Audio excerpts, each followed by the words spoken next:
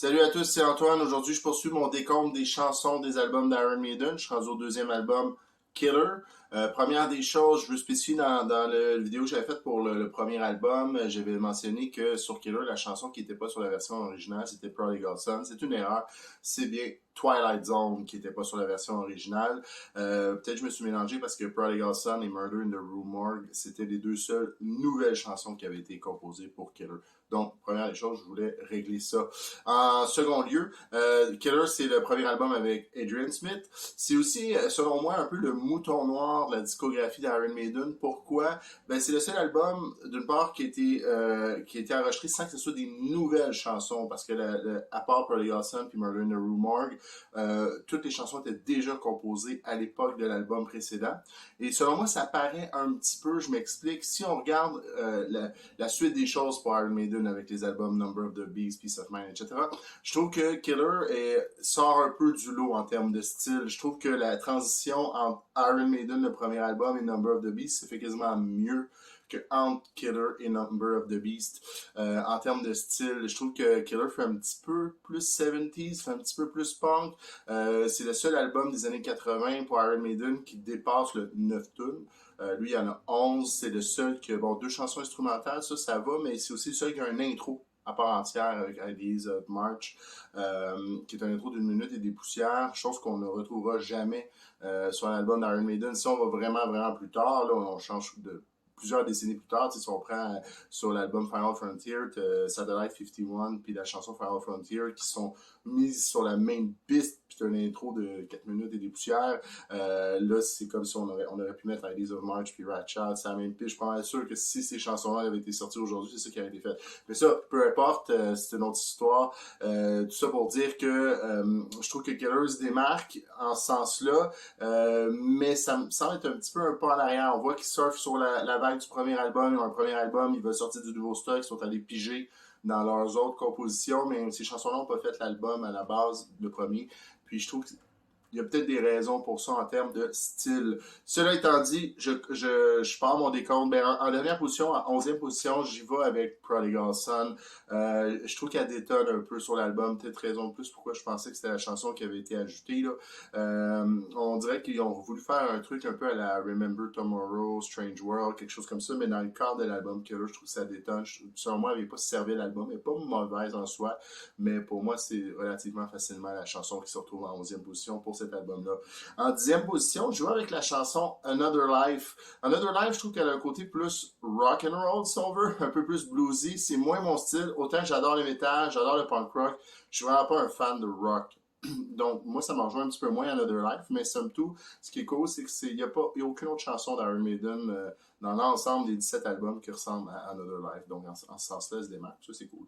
Ensuite, j'y vais en 9e position avec Twilight Zone, qui est justement la chanson bonus. Il y a une bonne raison pourquoi il y a le bonus, c'est qu'elle passe un peu inaperçue. Elle est là et elle existe. Elle n'est pas mauvaise, mais elle se démarque pas. Elle fit dans l'album, par contre, plus que Prodigal Son, je trouve. Mais rien de mémorable, selon moi. Donc voilà, c'est aussi simple que ça ce que j'ai à dire sur celle-là. En 8e position, je vais y aller avec la chanson Drifter, la toute dernière. C'est dommage, parce que j'adore le riff d'ouverture dans cette chanson-là. Je trouve que ça s'annonce comme oh, ça va être dark un peu, puis finalement, ça s'en va complètement ailleurs. Puis, il y en a qui ont peut-être trouvé ça cool. Moi, ça m'a un petit peu déçu, mais c'est pas mauvais. Ça se retrouve en 8e position pour moi. Donc, en 7e position, je vais avec l'autre nouvelle composition à l'époque, c'est Murder in the Rue Morgue, qui est quand même une chanson cool. Le refrain est catchy. On peut entendre sur la version Beast Over Hammersmith, Dickinson chanter juste là. C'est quand même cool aussi.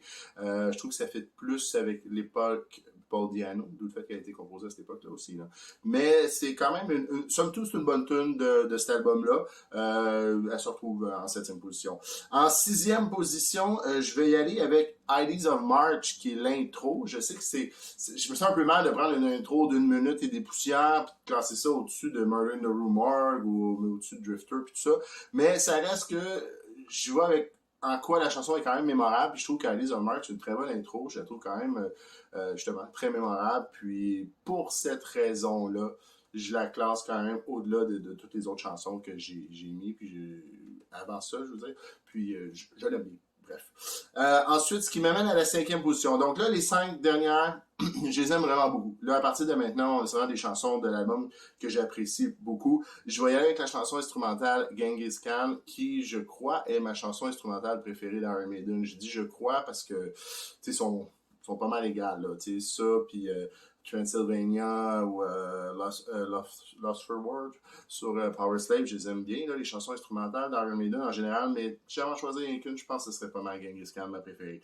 Donc voilà, c'est dit. En 4e position, j'y vais avec la chanson Innocent Exile. D'ailleurs, j'avais lu un article dans lequel Steve Harris disait c'est quoi mes lignes de bass dont je suis le plus fier. À l'époque, c'était Book of Souls, le dernier album. Il avait mentionné The Red and the Black sur Book of Souls. Il avait mentionné Where We Go There. Il avait mentionné To Tame a Land, 2 chansons Peace of Mind. Et il avait mentionné aussi Innocent Exile. Puis effectivement, la ligne d'intro dans ce là, la bass est vraiment, vraiment cool. Moi, je la trouve très, très bonne, cette chanson-là.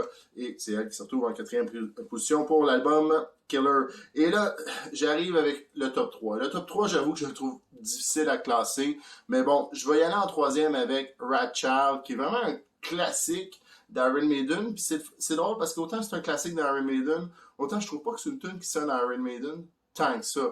Je veux dire, cette chanson-là, elle avait été composée avant le premier album. Elle aurait très bien pu se retrouver sur le premier album, et même que si elle avait été sur le premier album, si ça se trouve, ça aurait été le plus gros hit de l'album, en ce sens-là. Mais elle était plus dans l'esprit de, je crois, ce qu'ils faisaient dans les années 70, avant qu'ils enregistrent là, justement leur premier album.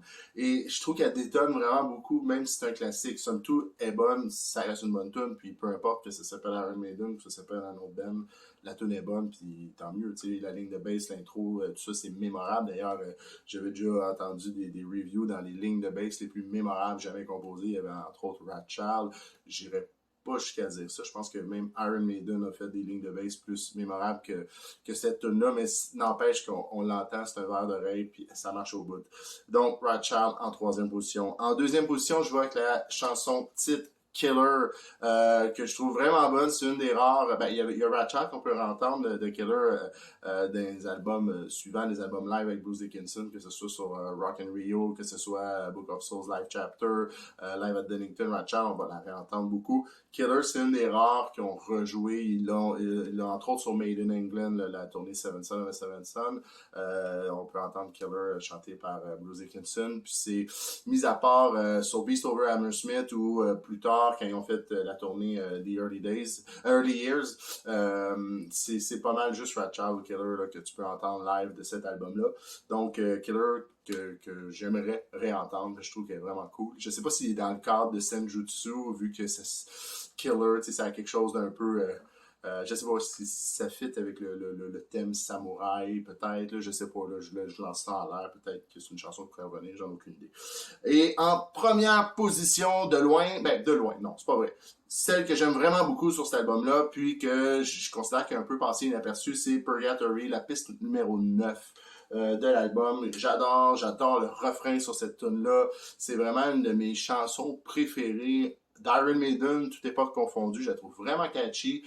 Je ne crois pas qu'elle ait déjà été jouée live avec Bruce Dickinson. J'aimerais bien entendre si c'est le cas, si quelqu'un a un bootleg. Moi, c'est ma préférée. Voilà. Donc, c'était mon décompte pour l'album Killer, pour le plaisir de jaser, comme d'habitude, tout simplement, avec des geeks comme moi. Merci.